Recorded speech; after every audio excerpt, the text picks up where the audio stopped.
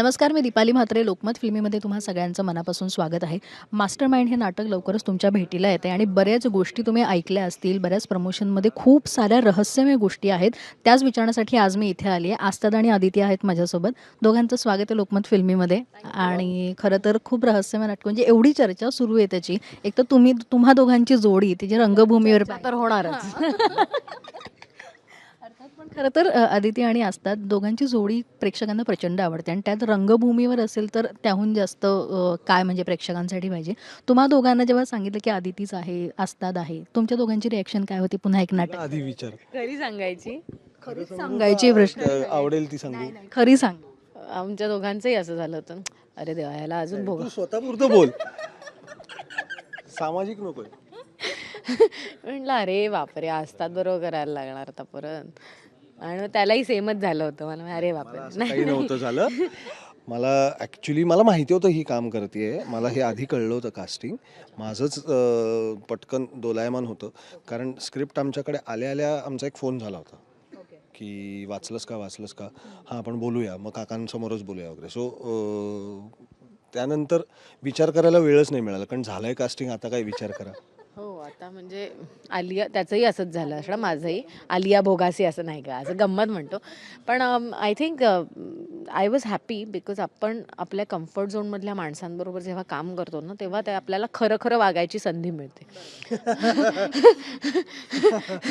आणि आपण खरं खरं सांगू शकतो की हे नाही आवडत आहे मला, किंवा हे मला असं करावंसं वाटतं, किंवा मला येत नाही त्याची चिडचिड, किंवा त्याला येत नाही आहे ह्याची त्याची आपल्याला सवय झालेली असते, आणि विच इज अंडरस्टूड.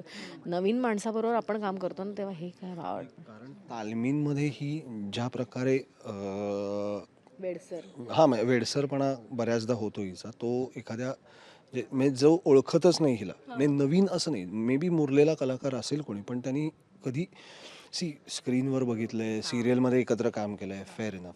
नाटकाच्या प्रोसेसमध्ये हिला जर बघितलं नसेल ना, तर भीती वाटू शकते किंवा राग येऊ शकतो. नाही, जेन्युइनली राग येऊ शकतो. हिचा राग येऊ शकतो. मला अजूनही येतो मधूनच, की कारण मी अगं बास. एकाच मुद्द्यावरती ना 3 रिहर्सलमध्ये सेम ठिकाणी चुकू शकते. नाही, चुकण्याचा राग नाहीये. किंवा ती ती सैरभैर असल्यावर तू का स्थिर आहेस? अच्छा, तू पण सैरभैर हो, असं एक डिमांड असते. आणि ती बेसिकली खूप स्ट्रॉंग हेडेड असल्यामुळे ना, she likes to get it done her way. मग आपण पण उगाच असं भिरभिर झाल्यासारखं दाखवायचं एक 5 मिनिटं, मग ती शांत. समाधान हां, मग ती शांत होते. तोपर्यंत तिलाही तिची ती उत्तरं मिळालेली की असतात. मला असं वाटतं अरे वा छान, मग आपण शांत हां, करावे. सगळं जग जग कसं छान हलतंय, स्थिरता नाहीये, स्थैर्य नाहीये कोणाच्या आयुष्यात. मग ती खुश होते. मग तिला ती उत्तरं सापडतात ज्यामुळे भिरभिरलेली असते ती. पण हीच तुमची केमिस्ट्री आहे माझ्या मते, कारण हीच केमिस्ट्री पाहायला प्रेक्षकांना आवडते. बरं, मला तुम्हाला दोघांना बघितलेलं सगळ्यात पहिली गोष्ट आठवते ती म्हणजे वादळवाट आणि त्याच्यानंतर प्रपोजल हे नाटक. म्हणजे खूप हा कावला माल. कौला कावला माल होतो मी. म्हणजे ही जोडी मला खूप स्वतःला खूप आवडते आणि मी प्रपोजल नाटक पाहिलं, त्याच्यामुळे ते अजूनही आठवतं. नाटक दोघांचं एकत्र म्हटलं की प्रपोजल हे पहिले येतं डोक्यात. असं कुठलंच नाटक नाही पाहिलं यार. हो ना यार. यार आपल्याला, मला असतात आणि अदितीचं एकतरी नाटक पाहिजे. प्रपोजलचं रेकॉर्डिंग नाहीये. हां, म्हणजे माझं नाहीये व्हिडिओ रेकॉर्डिंग, त्यामुळे मला माहितीच नाही आम्ही समोरनं एकत्र कसे कसे दिसतो ते. दिसतो. हो यार. तेच आहे की ती केमिस्ट्री आहे, तीच या नाटकात पाहायला मिळेल. बरं, एक हे सगळं झालं. प्रेक्षकांचा जेव्हा रिस्पॉन्स होतो, तुम्ही जेव्हापासून प्रोमो शेअर करायला सुरुवात केली, त्यांची काहीतरी कमेंट आली असेल, त्यांच्या थ्रू तुम्हाला काहीतरी कमेंट्स आले असतील, तर त्या काही शेअर कराव्याशा असं वाटतं? सगळ्यात आधी थँक्यू. तुला थँक्यू म्हणायचं आहे, कारण आम्ही पत्रकारांपासून त्या बाईटची सुरुवात केली आणि तू पण एक छान बाईट दिलास. मला नेहमी असं वाटतं की सस्पेन्स पत्रकारांना आयुष्यात सगळ्यात इंडस्ट्रीत काय घडते सगळ्यात पहिले कळते गोष्ट, आणि तुमच्यापासून ती सुरुवात करणं आम्हाला फार मजेशीर आणि छान समाधानकारक वाटलं. So thank you. आणि ॲक्च्युली खरं सांगायचं तर प्रेक्षकांनी आमच्या केमिस्ट्रीवर ते रिॲक्शन्स, पुन्हा एकदा ही जोडी वगैरे अशा काही आल्या. पण आमचा मुळात प्रमोशनच्या वेळेचा हेतूच हा होता की मास्टर माइंड हा शब्द हॅमर जास्त व्हावा. सो सुरुवातीचे बरेच छोटे पोस्टर्स जे आम्ही पोस्ट केले, त्यामध्ये आमचा चेहरा नाही, सिल्हुएट नाही, नाव तर नाहीच नाही, असंच होतं. मास्टर माइंडला धरून आम्ही काही क्विज, म्हणजे 4 ऑप्शन्सवाले क्विज वगैरे. सो त्या काही लोकांनी ओळखलं होतं हे, कारण माझ्या आणि अदितीच्या दोघांच्याही प्रोफाईलवर असं काही एकत्र पोस्ट होतं आहे म्हटल्यावर हे आयदर फिल्म असेल किंवा नाटक, कारण सिरियल काही आत्ता नवीन ह्या दोघांना किंवा हे दोघं एकत्र सिरियल नाही करत आहेत हे माहिती आहे प्रेक्षकांना. सो बऱ्याच अंशी गेस झालेलं होतं की हे नाटक आहे. तर ओके, हे गेस झालं आहे. आता नाटकाचा जॉनर काय आहे ह्याचाही अंदाज साधारण येतो ह्या नावावरनं लोकांना. तेवढे आता खूपच हुशार आहे कारण आपला प्रेक्षक आता. तर त्यातल्या त्यात कमी रिव्हील करून त्यांना हुक ऑन कसं करता येईल ह्यासाठी हे सगळे प्रयत्न होते. आणि आम्हाला इनिशियली आमचं सगळ्यांचं मिळून हेच ठरलं होतं की मास्टर माइंड हा शब्द प्रयोग आपण जास्ती मोठा करूया. प्रेक्षक आमच्या नावानी किती येतील, नाही येणार, आमचे फोटोज बघून किती फरक पडेल नाही पडेल, ह्या खूप जरदरच्या गोष्टी आहेत. नाटकाचं नाव आकर्षक वाटलं तर प्रेक्षक हमखास येणार. कलाकार कोण आहे ते नंतर येतं. तर त्या दृष्टीने आम्ही प्रयत्न केला. सो नंतर आमचे आता चेहरे रिव्हील झालेत, नावं रिव्हील झालीत म्हटल्यावरती आम्हाला तर माहिती होतं तुम्ही नाटक असेही रिॲक्शन्स येतात, नाही असं नाही. पण in general they have received it well, हे नक्की. विजय सरांसोबत बोलतानाही मला एक जाणवलं की त्यांचं म्हणणं, तूही म्हणालीस तसं, की फ्री हँड मिळाला एकतर तुम्हाला, पण त्यांचं म्हणणं आहे की मी पूर्ण जबाबदारी दोघांवर दिली. म्हणजे मी फक्त सिच्युएशन सांगितली आणि मला असं झालं की डायलॉगच नाहीत का, त्यांनी सांगितलं की सिच्युएशन दिली. असं होतं. मी जबाबदारीतनं मोकळा झालो. हे दोघं आहेत म्हटल्यावर यांना मी म्हटलं तुम्ही करा. म्हणजे आपण असे कलाकार आहोत की दिग्दर्शकाला असं करायला लागतं असं वाटू शकतं लोकांना, तर तसं नाहीये. हा त्यांचा चॉईस होता. माझ्या घराच्या जवळ तालीम होती हां, म्हणून. घराजवळ तालीम आहे म्हणून मी जायचो, काय कधीही असं विचारायचो आणि जायचो असं ते म्हणले. हे खोटं आहे. त्यांनी आम्हाला फ्री हँड दिला हे खरं आहे. त्याची कारणं वेगळी आहेत. त्यांचं सगळ्यात पहिलं महत्त्वाचं कारण जे त्यांनीच आम्हाला सांगितलं. तालमीच्या सुरुवातीच्या दिवसात ही म्हणली की काका मी सरेंडर होणारी ॲक्टर आहे. I am a directors actor. त्यावर ते पटकन म्हणले असं नसतं. डिरेक्टर्स ॲक्टर हे नसतं. ॲक्टर हा स्वतःचा मेंदू वापरून काम करणारा माणूस पाहिजे, नाहीतर ते पपेट बनतात. तुला काय वाटतंय ते तू कर, त्यातलं काय हवं ते आपण ठेवू, मला जे हवं वाटतंय ते, जे नको वाटतंय ते काढून टाकू. आणि त्याच्यानंतर काही दिवस तालमी झाल्यानंतर बरं असं सांगितल्यावर कुठल्याही कलाकाराला आवडणारच आहे की यार मला मला जे करावंसं वाटतं ते करू. नाही आवडणार, आवडणं न आवडणं मी पुन्हा म्हणतो हा नंतरचा भाग झाला. मला माझ्या पद्धतीने हे कॅरेक्टर एक्सप्रेस करायला मिळतंय. एस्पेशली ही एकाच वेळी 3 प्रकारे विचार करत असते एकाच कॅरेक्टरचा. माझं तसं नाही आहे प्रोसेस. मला एक धागा जर मिळाला आणि तो जर दिग्दर्शकाला पटतोय, आवडतोय, तर मी त्याच धाग्याला धरून जाईन. ही तशी नाही आहे. तर हिला मैदानच खुलं मिळालं. त्यातनं मग एडिट करत हे नको, ते नको, ते नको करत त्याचा एक प्रॉपर चौकट बनवणं हे काकांनी केलं ऑफकोर्स. आणि त्या दरम्यान हिला ते फार एक महत्त्वाचं वाक्य बोलले होते, ते तीच सांगेल. अ, म्हणजे काका ना रिहर्सल म्हणजे तालमीच्या मध्ये म्हणाले की मला कलाकारांना फ्री हँड द्यायला आवडतो, त्यांच्या पद्धतीने काम करून द्यायला आवडतं, जेणेकरून सगळ्या प्रोसेसमध्ये ते इन्व्हॉल्व असतं. आणि when you are involve mentally physically in that process you feel that this project is mine, हे माझं प्रोडक्ट आहे, आपुलकी वाटते. खूप महत्त्वाचं आहे. आणि त्यामुळे फिजिकली जरी तुम्ही 3-4 तास रिहर्सलचे तिथे असलात ना, तरी मेंटली तुम्हाला उद्या अजून वेगळं काहीतरी करून बघायचं आहे किंवा द्यायचं आहे, याच्यासाठी 24 तास मेंटली तुम्ही त्या प्रोजेक्टमध्ये असता. आणि हेच खूप महत्त्वाचं असतं, specially when you are doing a play.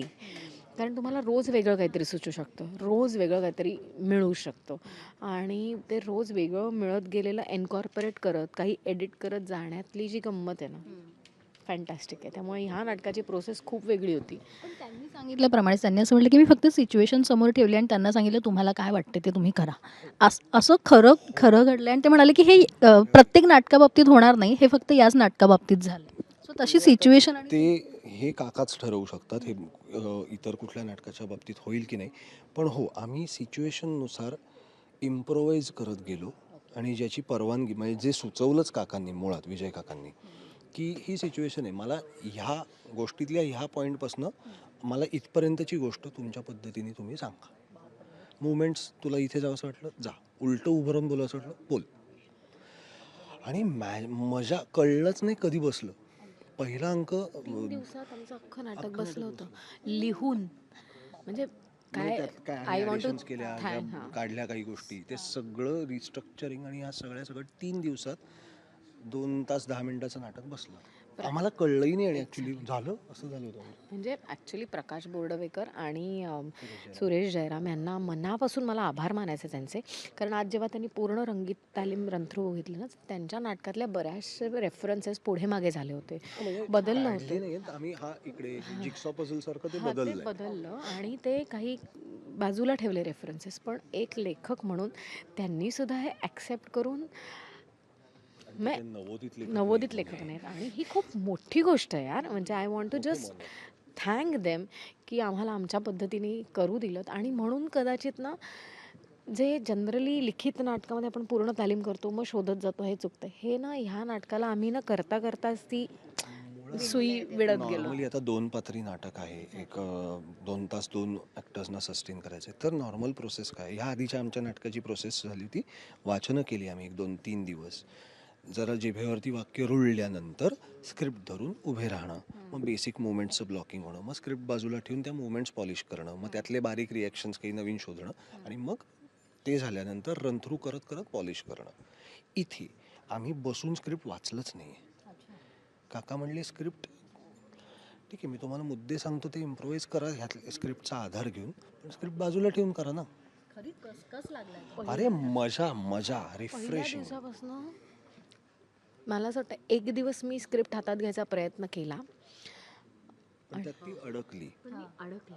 त्यामुळे दुसऱ्या दिवशी मी त्याला म्हटलं, काका तुम्ही सांगा. आणि त्यांचा असिस्टंट बाजूला बसून आमचं रेकॉर्ड करत होता, रोज वेगळं असणं.